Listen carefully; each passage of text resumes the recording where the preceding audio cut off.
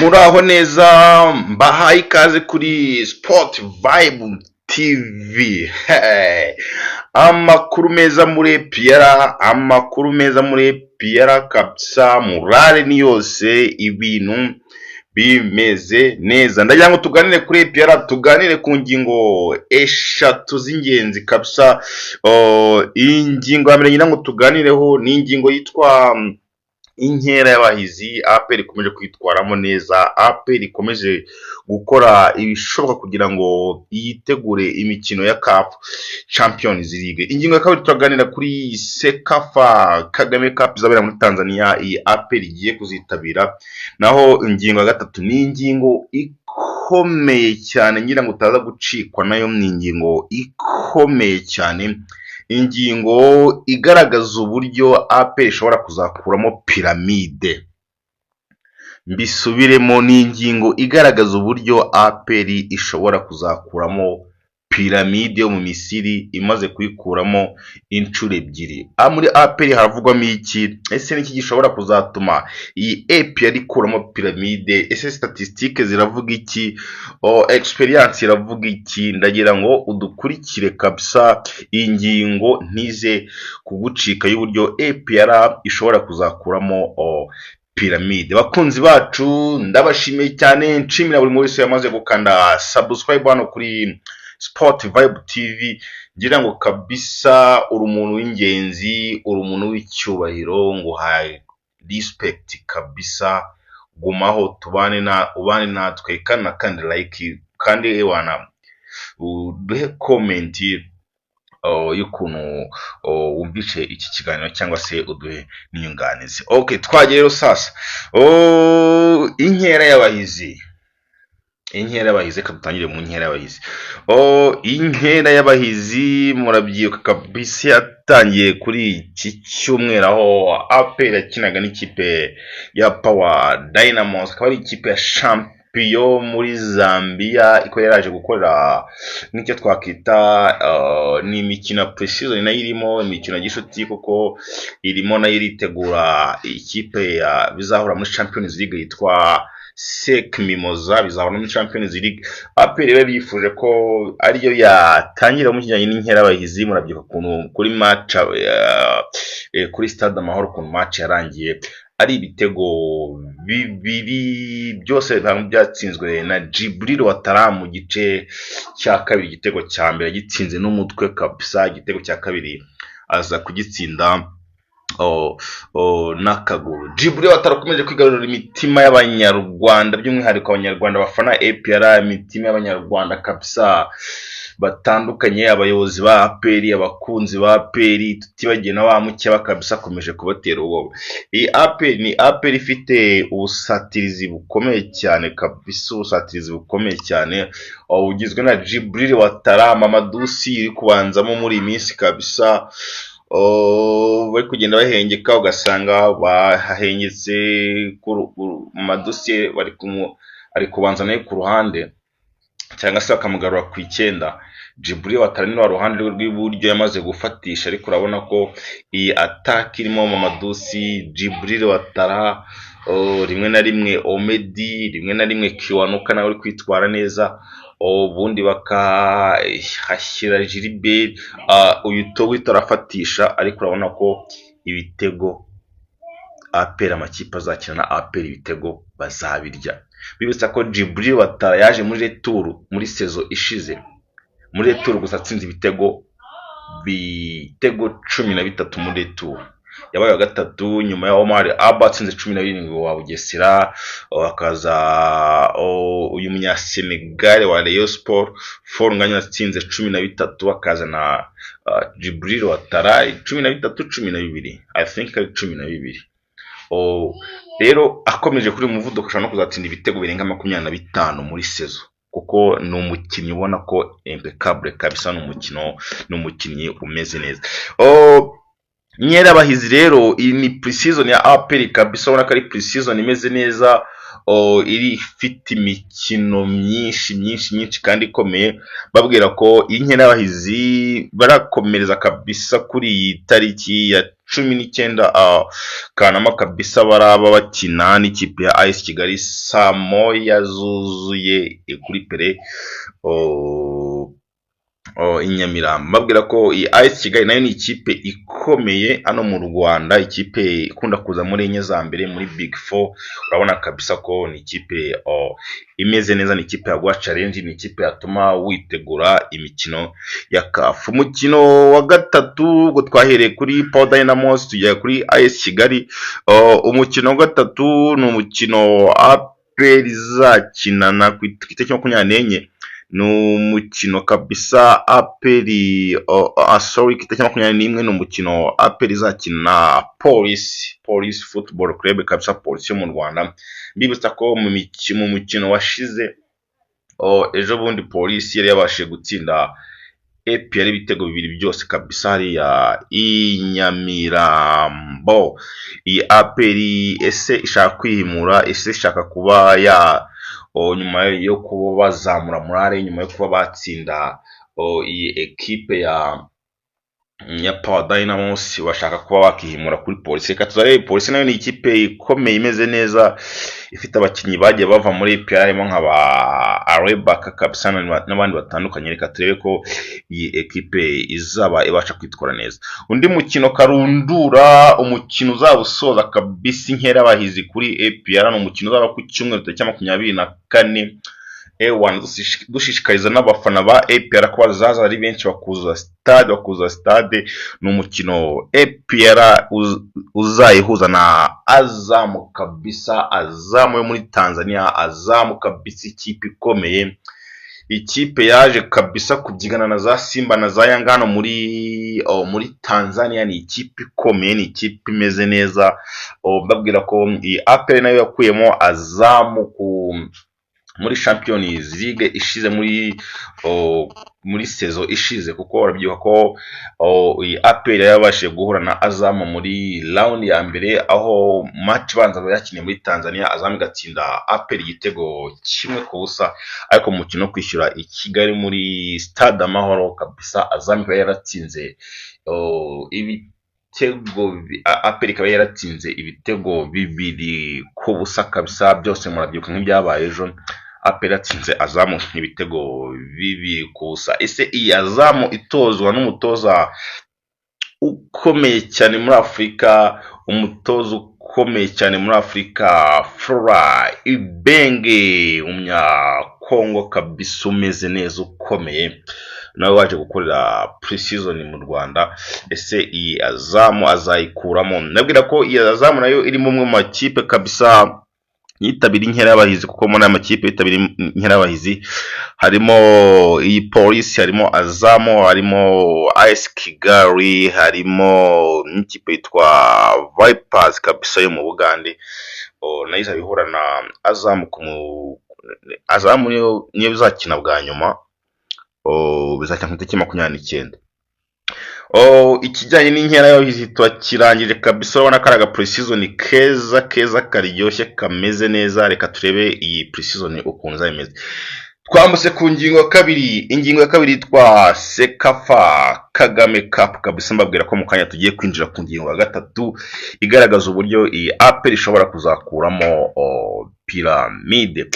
Ingingo ya kabiri rero tuyikomozaho, Sekafa Kagame Cup. Nyuma yuko iyi APR izaba irangije icyitwa inkera y'abahizi, mbabwira ko inkera y'abahizi ikipe zizakina zijye zibara amanota, itsinze 3 gutyo ikipe izaba ya mbere izatwara igikombe, ya kabiri gutyo, ya gatatu gutyo, kugeza ku ya nyuma nayo ifite ibintu izagenerwa. Nyuma y'iyi pre-season y'inkera y'abahizi, APR izakurikizaho icyitwa Sekafa Kagame Cup. Sekafa Kagame Cup ni tournoi iterwa inkunga n'umukuru wacu w'igihugu Kagame Paul, ikunze kubera muri Tanzania. Ubwo APR rufite invitation, harimo amakipe menshi yo muri Tanzania n'ibindi bihugu byinshi bikikije Tanzania. Urumva rero APR izaba isoje inkera y'abahizi ijye kuri Sekava Kagame Cup, tutazi ngo izitwara gute, gusa ishobora kuzagenda idafite abakinnyi bayo buzuye, kuko icyo gihe ikipe y'igihugu izaba yarahamagaye Amavubi, abakinnyi batandukanye rero bashobora kutazaza, ba Niyigena na Clement, ba Ruboneka, ba Gilbert bashobora kutazaboneka, abakinnyi b'abanyarwanda bari muri APR bakomeye, Ombolenga, defense yose kwanza, Ombolenga, Niyomugabo Claude, Clement. APR ishobora kuzakinisha abanyamahanga benshi muri Sekafa Kagame Cup. Ni pre-season ikomeye rero, abakinnyi bamwe bari mu ikipe y'igihugu bari gukina, abandi bari muri tournoi, bari muri Sekafa Kagame Cup. Urabona ko iyi equipe izajya kwitabira Champions League, CAF Champions League, imaze kugira icyo twakita imikino myinshi mu maguru. Iyi equipe imaze kumenyerana, umutoza amaze kubona 11 we babanzamo intwaro ze amaze kuzityaza, ameze neza, kuko ni umutoza twabonye ukunda, ntago akunda kudefanda. Munabyibuka ejo bundi kuri match ya Power Dynamos, dusa nkaho ari we mukino wa mbere mpuzamahanga yari akinnye n'urwego wa gicuti, ko batangiye birezeriva gake gake, ariko mu gice cya kabiri babonye ko yari ku ikipe igatangira kugenda, igatangira kwambuka, igatangira kuba kabisa yakwataka, ari naho byaje kabisa kuba byagenda neza, bagatsinda Power Dynamos ibitego bibiri. Sekafa rero APR izayitabira, igenda ikomeze gutyarizamo abakinnyi, ni tournoi izabirimo igikombe n'amafaranga. Turebe APR se izaba muri Sekafa imeze gute. Kugeza ubu ntabwo turamenya ngo APR bazatangira bahura n'ihe kipe, bizasoza gute, ariko reka dutegereze ibya Sekafa. Nejo bundi ni muri uku kwa 9 ndakeka, ni muri uku kwa 9. Sekafa reka tuzayifate nka pre-season, nta byinshi biramenyekana kuri Sekafa. Reka tube tubabwiye icyo ngicyo, nuko icy'ingenzi nuko APR izitabira Sekafa kandi ikabizabera muri Tanzania. Reka tuzarebe ngo APR izitwara gute. Turumva ni imikino myinshi cyane kuva muri pre-season zo mu Rwanda, zino match za gicuti bagiye bakina, zino za Gasogi, zino match ya Gasogi, iyi match za Gorilla, izi match za Polisi zagiye zifasha n'iyi nkera y'abahizi, nazo zaba ari match nziza. Gukurikizaho tournoi Sekafa azaba ari tournoi nziza. Twambutse kuri piramide, kabisa. Twambutse kuri piramide, mbasaba gukanda subscribe. Umuntu wese wakanda subscribe kabisa, ndasaba gukanda subscribe kugira ngo tujye tubana umwanya ku mwanya. Hano dushyira ibintu bitandukanye, ama live streaming y'ama match, ibiganiro nk'ibi ngibi bitandukanye kabisa. Turi kumwe, mwibutsa ko ngiye turi kubana kuri micro, nitwa Mr Banana. Twambutse, icyizere ni cyose mu bafana ba APR, icyizere ni cyose mu bakinnyi ba APR, icyizere ni cyose mu bayobozi ba APR cyuko bashobora gukuramo ikipe ya Pyramide. Impamvu ni zihe? Tugendeye kuri statistique, Pyramide na APR imaze guhura match ebyiri mu rusange, baherutse guhura muri sezo ebyiri za CAF Champions League. Muri izo sezo zose bamaze gukinamo match enye, ibanza niyo kwishyura. Match ya mbere nk'ibisanzwe Pyramide inganyiriza ni Kigali, umukino wa mbere byarangiye kabisa ari 0-0, ariko kuntu yaje kurangira muri retour, Pyramide yaje gutsinda APR ibitego 6-1. Yaje kuba yatsinda APR ibitego 6-1, kimwe cyambauma, ubwo APR yigaruye system y'abanyamahanga kabisa mu Misiri kuri penalty, biza kurangira ari ibitego 6-1. Mukino wa kabiri nanone muri sezi ikurikiye, Pyramide yarongeye itombora APR kabisa, wagira ngo biba bigikina shampiyona, bisigaye bihura uko bibishatse. Umukino wa kabiri nabwo iyi Pyramide yaje gutombora APR kabisa, umukino ubanza kuri Stade Amahoro stade kabisa nshyashya, stade ivuguruye, byaje kurangira igitego kimwe kuri kimwe kabisa, igitego ku ishoti rya Lamine Ba mu defenseur wa Pyramide akitsinda, ariko kikaza kwishyurwa na Fiston Clara Mayele. Ni igitego kabisa cyaje cyishyura birangira igitego kimwe kuri kimwe. Icyizere cyari cyose, abafana bari bizeye, abayobozi icyizere cyose ko bashobora kuba hari akantu bakora. Byaje kurangira muri Pyramide kabisa, ndi kugenda mbibutsamo gake. Byaje kurangira APR banje igitego cya Dawuda, murabyibuka kabisa, Sanzenik yakubise umuzamu, ariko Pyramide iza kuva inyuma ibakubita ibitego 3-1 kabisa, ngo aggregate byaranye ari ibitego 4 kuri 2. Ugereranije n'ubushize byari ibitego 6-1, ubukurikiye ibitego 4-2, urumva ko batangiye kugenda bagabanya gap y'ibitego. Ubu no muri season murabyibuka iyi Pyramide yarongeye itombora APR kabisa. Ati rero icyizere kirava he aho ki ishingiye, icyizere kirava he cyuko iyi APR ishobora kuzakuramo Pyramide. Nkuko twese tubizi mu Rwanda, iyi APR ntijya iviramo kuri raundi ya mbere. Icyo ni icya mbere. Iyi APR ntijya iviramo kuri raundi ya mbere. Biheruka kera aho yatangiye yitabira izi Champions League, raundi ya mbere iyi APR ikunze kuyirenga. Uko ikipe yabikomeye kose, uko yaba yoroshye, iyi APR ikunze kurenga raundi ya mbere. Iyi APR ikunze kuviramo muri raundi ya kabiri, niyo mubyibuka neza. Rero kuba iyi APR izahura na Pyramide kuri raundi ya mbere, n'icyizere gituruka bavuga yuko iyi APR ishobora kurenga raundi ya mbere nkuko isanzwe bigenze igakuramo Pyramide. Ako ni akambere. Akambere nuko APR ikunze kurenga raundi ya mbere, kandi raundi ya mbere ko izakinamo na Pyramide. Kubera rero ikunze kuviramo muri raundi ya kabiri, bafite icyizere yuko iyi raundi ya mbere bakunze kugira gute, bakunze kuyirenga. Akaba ariyo mpamvu icyizere cyose ko rero bashobora gukuramo iyi Pyramide. Icya kabiri, bagize pre-season nziza. Pre-season irimo inkera y'abahizi, pre-season irimo Sekafa Kagame Cup, n'iriya mikino yindi ya gishuti bagiye babanza kabisa. Ni ikintu kizaba umutoza azaba amaze kubona ikipe, azaba ameze nk'umuntu uvuye muri shampiyona, azaba amaze gukina imikino myinshi kabisa, ku buryo azavuga ati mfite 11 banjye babanzamo beza, bazaba bamaze gutyara, bamadusi bazaba bamaze gutyara, barubonika bazaba imyuka izabiri yose, bakema imyuka izabiri yose. Baratangaje ejo bundi Clement yaratangaje, Gilbert yaratangaje ko bakwiye gukuramo Pyramide. Umuyobozi Denero Mubraka Muganga niwe babanjije gutangaza, avuga ati iyi Pyramide n'ubwo dutomboye nabi, ariko nanone dutomboye neza, tugomba kuyibaga. Iyi Pyramide tugomba kuyibaga. Baratangaje tugomba kubaga iyi Pyramide.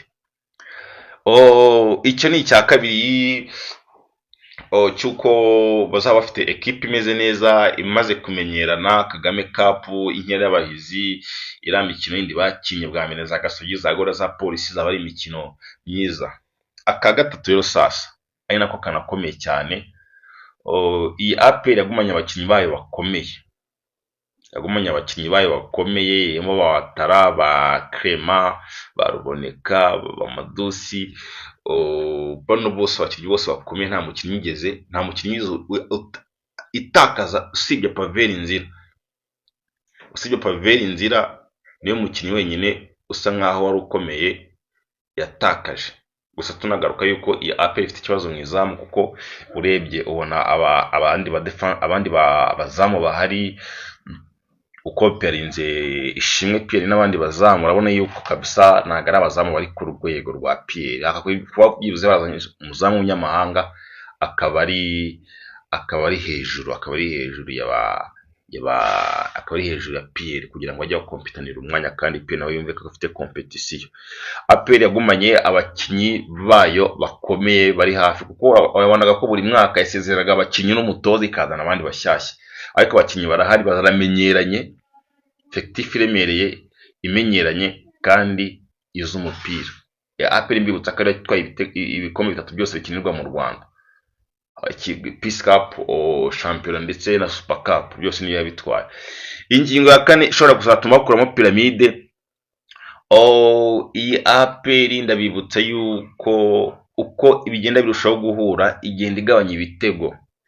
Match ibanza mukino cyangwa mikino muri sezi yashize bashaka itike yo kujya mu matsinda byari ibitego 6-1. Sezi yakurikiye byari ibitego 4-2. Wayo ubungubu batanganye 0-0 gakizwa na penalty. Wayo ubungubu batayikuramo ko bishoboka ko umupira widunda. Unabyibuka ikipe Everton ni Everton, ikipe yatwaye shampiyona y'Ubwongereza 2016.